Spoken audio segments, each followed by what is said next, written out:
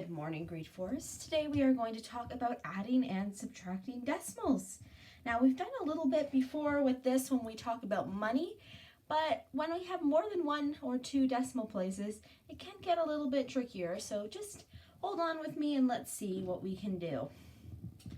Now the biggest rule with adding decimals is the decimals all have to be lined up. Every single time you add or subtract decimals, they need to be lined up. So for example, I have two of the same question here. In this question, you can see the decimals aren't lined up properly. So we can't do this one. This one's not going to work out. However, in this one, my decimals are lined up right here. And when we have those decimals lined up, we know that the decimal down below is going to go in that exact same spot. So we can even draw it in as we do our question. And now that we have our decimal place, we can treat this like a regular addition or subtraction problem. So for example, in this case, we do 2 plus 1 gives me 3. 4 plus 2 gives me 6. 1 plus nothing gives me 1. So the answer is 16.3.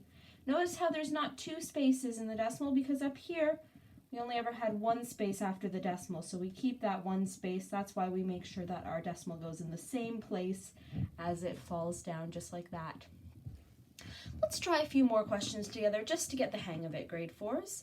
So here we have 4.5 minus 1.3.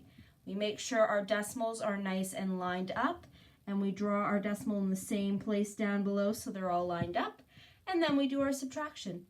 5 minus 3 gives me 2.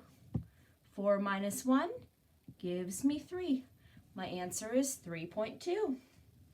Same thing for this one. We make sure our decimals are lined up, and they're not exact in this case, but they're in the same spot, so we can work with that. Make sure our next decimal underneath goes in that same spot as well. And once again, notice there's 3 places after the decimal over here, so our answer should have 3 places after the decimal too if we've done things correctly. So let's subtract. Let's see how it goes. 1 minus 8, oh, can't do it. We gotta borrow. Change that to a 6. Change that to an 11. 11 minus 8 gives me 3. 6 minus 8, oh, can't do that either. So I'm gonna borrow from the 8, and that 6 becomes 16. 16 minus 8 gives me 8. And then 7 minus 4 gives me 3. And look, I have my 3 places after the decimal, so that's looking good. And then we have 7 minus 3, which gives me 4.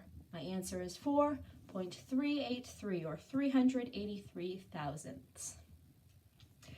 Finally, we have this one here. This is an adding question. We see that our decimals are lined up, so we draw our decimal in the same place below. And then here I have something interesting. I don't have a number here.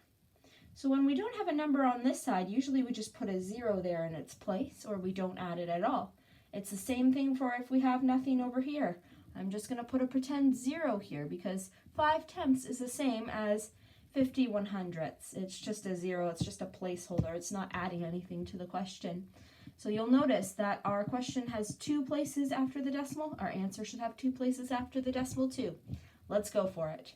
So it's adding 0 plus 6 gives me 6, 5 plus 2 gives me 7, 2 plus 1 gives me 3, and 1 plus 1 gives me 2. My answer is 23.76, or 23 and 76 100ths. I hope that helps, grade 4s, and have a lovely day.